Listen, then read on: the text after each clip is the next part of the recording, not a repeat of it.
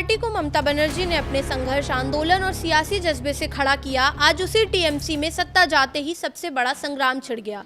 TMC अब 3 धड़ों में बटी नजर आ रही है और लड़ाई सिर्फ नेतृत्व की नहीं बल्कि पार्टी के नाम, संगठन और भविष्य की है। सबसे बड़ा झटका यह है कि बागी खेमे ने ममता बनर्जी को अध्यक्ष पद से हटाकर उनके ही पुराने साथी को नया राष्ट्रीय अध्यक्ष घोषित कर दिया है। तो आखिर कौन है वो जो अब उनके सबसे बड़े सियासी संकट का चेहरा बन गए हैं, जानेंगे इस वीडियो में। नमस्कार, मैं प्रिया श्रीवास्तव और आप देख रहे हैं न्यूज़ 18। पश्चिम बंगाल की राजनीति में बड़ा भूचाल आया है। विधानसभा चुनाव में हार और सत्ता से बाहर होने के बाद तृणमूल कांग्रेस के अंदर बगावत खुलकर सामने आई है। पार्टी के बागी विधायकों ने कोलकाता में बैठक कर नई वर्किंग कमेटी का ऐलान कर दिया है। इस बैठक में सबसे बड़ा फैसला ममता बनर्जी को पार्टी अध्यक्ष से हटाने और वरिष्ठ नेता अरूप रॉय को नया राष्ट्रीय अध्यक्ष बनाने का लिया गया है। बागी गुट के नेता ऋतव्रत बनर्जी ने दावा किया है कि नई कार्यकारिणी का गठन पार्टी संविधान के मुताबिक किया गया है और उनकी जानकारी चुनाव आयोग को दी जाएगी।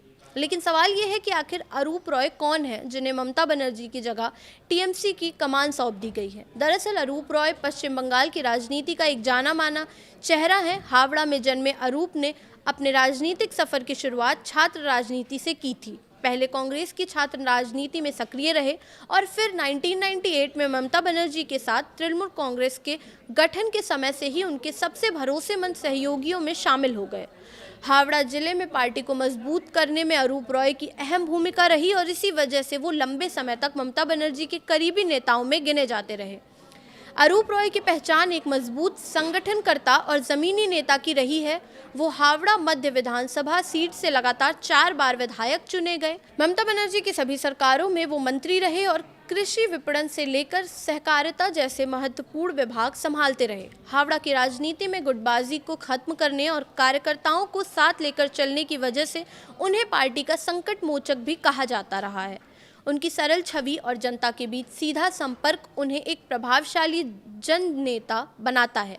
लेकिन राजनीति में वक्त के साथ समीकरण भी बदलते हैं। जो अरूप रॉय कभी ममता बनर्जी के सबसे करीबी माने जाते थे, वही अब बागी खेमे के साथ खड़े दिखाई दे रहे हैं। नई टीम में अरूप रॉय को राष्ट्रीय अध्यक्ष बनाया गया है, जबकि फिरहाद हकीम, रथिन घोष और सबीना यास्मीन को उपाध्यक्ष की जिम्मेदारी दी गई है।